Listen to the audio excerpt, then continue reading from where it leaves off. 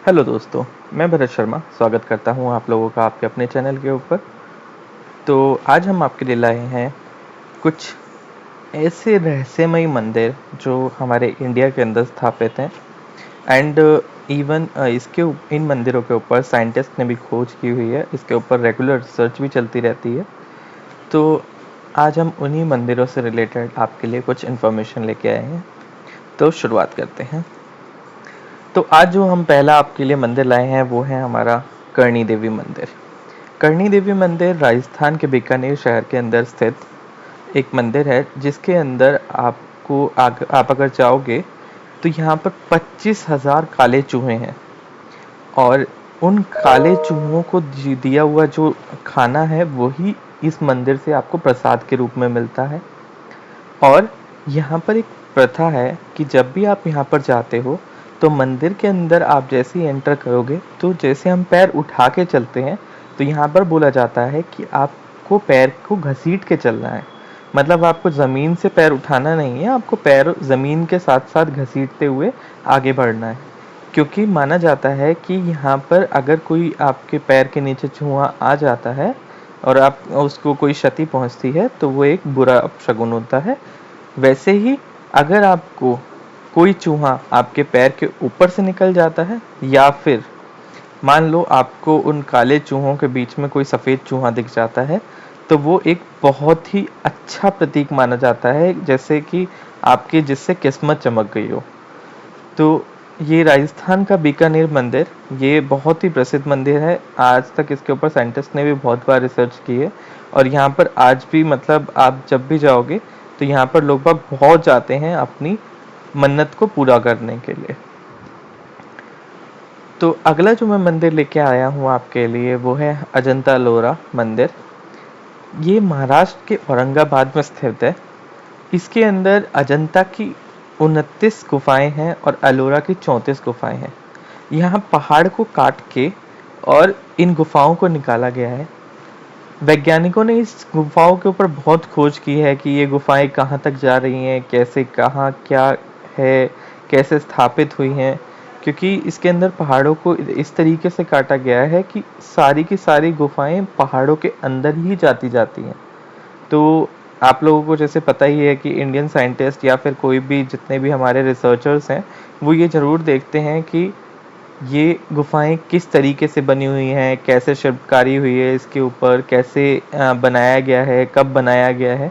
तो वैसे ही गुफाओं को भी इन्होंने रिसर्च किया है। ये गुफाएं जो बनाई गई थी वो है राष्ट्रकूट के वंशज जो थे उनके जो मतलब शासनकारी थे, उन्होंने इन गुफाओं को बनाया गया था। उन्होंने ये मतलब इतनी अच्छे तरीके से इसकी जो बनावट है वो इतने अच्छे से की हुई है कि ये आज भी मंदिर स्थित है और बहुत अच्छे से इसका सब कुछ मतलब इसकी जो कारीगरी है वो बहुत अच्छे से विजिबल है। तीसरा जो मंदिर हम लेके आए हैं वो आए हैं आपके लिए सोमनाथ का मंदिर।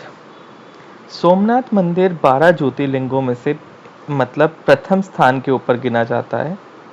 और ये क्या है कि माना जाता है कि पहले जो सोमनाथ मंदिर का जो लिंग था, शिवलिंग था, वो हवा में दे था।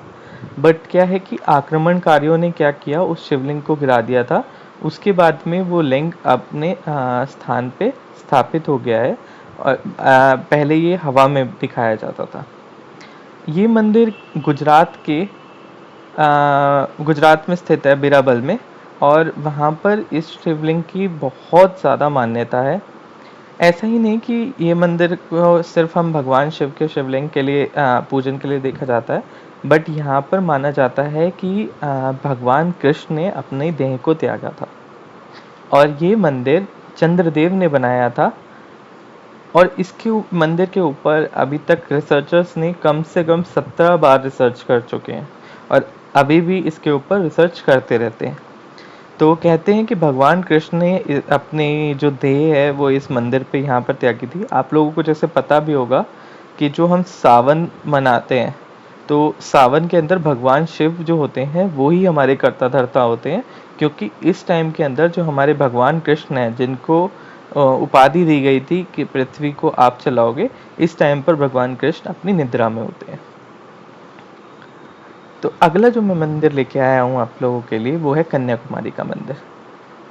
कन्याकुमारी का मंदिर आपका जो समुद्र तट पे स्थापित है और ये मंदिर माना जाता है कि पार्वती माता की कन्या रूप के उसमें बनाया गया था। यहाँ पर पार्वती माता की कन्या रूप की प्रतिमा स्थित है और माना जाता है कि ये ऐसा एक लौता मंदिर है जहाँ पर जब भी पुरुष इसके अंदर एंट्री करते हैं तो वो अपनी कमर से ऊपर के कपड़े उतार के इसके अंदर एंट्री करते हैं। ये वही मंदिर है जिसमें जो कथाओं में कहा जाता है कि यहाँ पर देवी का विवाह नहीं हुआ था और जब देवी का विवाह नहीं हुआ था तो बचा हुआ जो दाल चावल था वो कंकर पत्थर में बदल गया था। तो उसी के रूप में कहा जाता है कि आज भी माना जाता है कि वहाँ पर जो कंकर पत्थर हैं वो आप लोगों को आज भी मिल सकते हैं दाल चावल के रूप में। तो आज भी लोग बाग वहाँ पर देखते हैं और वो दाल चावल के रूप में कंकर पत्थर दिख जाते हैं। ये मंदिर वैसे तो समुद्र तट पे स्थापित है तो यहाँ पर आप सनराइज और सनसेट मतलब सूर्योदय और सूर्यास्त आप बहुत अच्छे से एक ही टाइम पे देख सकते हो क्योंकि इसका जो आसपास का नेचर ब्यूटी है वो बहुत ज़्यादा सुंदर है। अगला जो मंदिर मैं आपके लिए लेके आया हूँ वो है खजुराहो का मंदिर। खजुराहो का मंदिर मध्य प्रदेश के छतरपुर में एक छोटा सा कस्बा है उसमें स्थित है। बट ऐसा नहीं है कि छोटे कस्बे में स्थित है तो इसकी कोई मान्यता नहीं है। बट यहाँ पर मतलब अगर आप लोग कहते हो कि आपका जो 7 वंडर्स में से अगर हमारा ताजमहल जैसे हमारे को हम विजिट करते हैं ताजमहल को, ताजमहल देखने जाते हैं, उससे कहीं ज़्यादा आप लोगों को सामने ये मंदिर है जो छोटा कस्बा होते हुए भी यहाँ पर भारी मात्रा में लोग बाग यहाँ पर इसे देखने जाते हैं। खजुराहो का मंदिर जो राजा ने बनवाया था वो स्त्री और पुरुष के संबंधों के उसमें मतलब मंदिर बनवाया गया था और ऐसे ऐसे कई मतलब उन्होंने मंदिरों की स्थापना की थी। इसी मंदिर के अंदर कई उन्होंने स्थापना की है श्रृंखलाओं की। तो ये एक मंदिर है, छोटा कस्बा होते हुए भी इसकी बहुत मान्यता है। उसके बाद में हम आपके लिए लेके आते हैं कैलाश पर्वत। अब कैलाश पर्वत का तो सबको पता है, ये मंदिर हिमालय में कैलाश मानसरोवर के पास में स्थित है।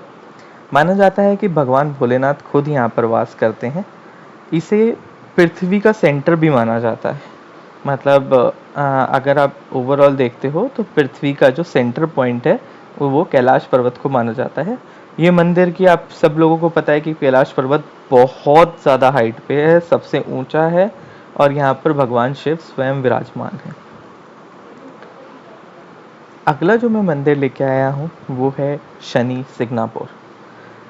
ये मंदिर भगवान शनिदेव के लिए बनाया गया था। तो यहाँ पर जो हमारे शनिदेव हैं, शनिदेव की प्रतिमा खुले आसमान के नीचे स्थित है। कोई छत्र नहीं है, बस ये है संगमरमर के आपका जो पत्थर है उसके ऊपर भगवान शनिदेव की प्रतिमा है। इस शनि की ये मान्यता है शनिदेव के मंदिर की कि यहाँ पर पूरे आसपास का जितना भी एरिया है वहाँ पर शनिदेव ही रक्षा करते हैं। और ऐसा नहीं कि शनिदेव रक्षा करते हैं तो मतलब कुछ हुआ नहीं हो सकता है या नहीं हो सकता।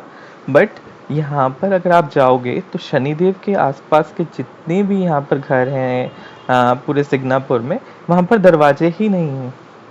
तो दरवाजे ना होने के बाद भी यहाँ पर ना तो कभी चोरी होती है और ऐसा नहीं कि अगर किसी ने कोशिश ना की हो, क्योंकि आप लोगों को पता ही है कि असामाजिक तत्व जो होते हैं वो कुछ ना कुछ करते ही ज़रूर हैं।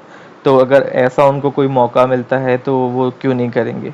बट फिर भी यहाँ पर दरवाजे ना होने के कारण भी लोगों ने जब चोरी हुई तो भगवान शनिदेव ने उनको बहुत ज़्यादा दंड दिया। उसी के कारण यहाँ पर भगवान शनिदेव का डर मान लो या फिर चाहे उनकी आस्था मान लो, बट वहाँ पर अब चोरी नहीं होती है और यहाँ पर कोई ऐसा घर नहीं है जहाँ पर दरवाजा हो।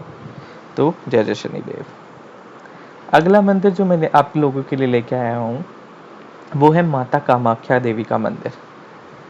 माता कामाख्या देवी का मंदिर 51 शक्ति पीठों में से एक मंदिर है। इनको तांत्रिकों का गणित भी बोला जाता है। ये असम के गुवाहाटी क्षेत्र के अंदर स्थित है। यहाँ पर जो प्रमुख रूप से जो हमारी माता हैं वो हैं माता त्रिपुरा, मातंगी, माता कमला। इनकी जो प्रमुख रूप से जो मूर्तियाँ हैं वो इन 3 माताओं की है, और जो अन्य रूप हैं वो भी स्थापित हैं। उन्होंने पूरे मंदिर को अन्य रूपों ने उनके साथ-साथ घेरा हुआ है। कहते हैं कि पौराणिक कथा के अनुसार जो अम्बुबाची पर्व होता है असम का, उसके दौरान जो माँ भगवती राजसवला होती हैं, और जो उनके मंदिर के गर्भ में स्थापित माँ भगवती की महामुद्रा से जो जल प्रवाह का जो स्थान है, वहाँ से रक्त प्रवाह होता है। ये चीज़ें मतलब माता कामाख्या देवी के जो मतलब अगर आप ग्रंथों में भी देखोगे तो उनके अंदर भी इसका विचरण किया गया है। तो ग्रंथों में भी बताया गया है कि माँ कामाख्या देवी की जो पूजा है वो कैसे होती है। उनकी जो यहाँ पर मंदिर में अगर आप कोई वो मांगते हो, अपनी विश मांगते हो, तो वो भी कैसे पूरी होती है।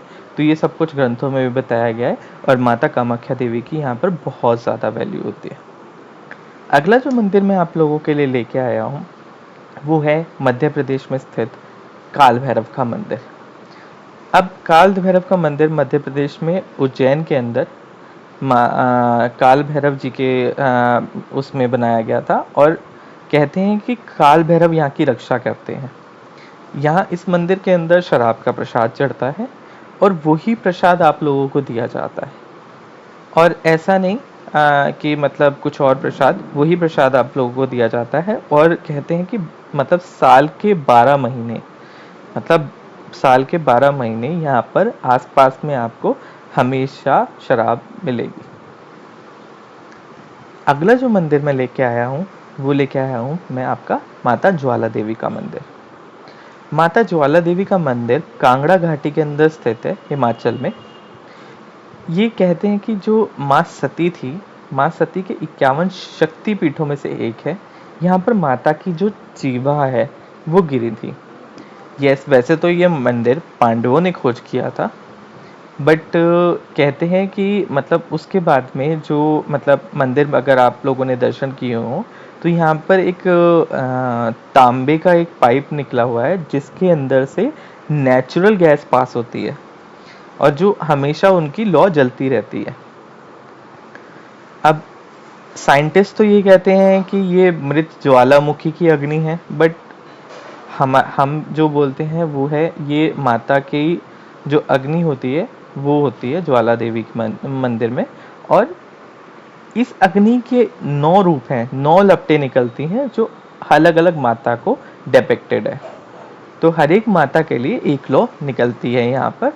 तो 9 अग्नि यहाँ इस लौ 9 लौ निकलती है एक अग्नि से। कहते हैं कि सतयुग में माता काली के भक्त भूमिचंद ने सपने में ये देखा था, और उसी को सपने में देखने के बाद में उनके लिए ये मंदिर बनवाया गया था। तो जो भी यहाँ पर जाता है उसकी मनोकामनाएं पूरी होती हैं, और माता के दर्शन से उसका कल्याण होता है। तो दोस्तों, आशा करता हूँ आप लोगों को पसंद आया होगा ये वीडियो। आप लोग जाके देखें हर एक वीडियो के अंदर जितने भी मंदिर आपको मैंने दिखाए हैं, आप वहाँ पर जाएं, माता के दर्शन करें, माँ भैरव के दर्शन करें, भगवान शनिदेव के दर्शन करें, और आपकी मनोकामनाएं आपकी पूरी हों। तो दोस्तों, अगर वीडियो आप लोगों को पसंद आया तो लाइक करें, सब्सक्राइब करें, शेयर करें उन दोस्तों के साथ में जिनको आप लेके जाना चाहते हैं दर्शन के लिए। और धन्यवाद।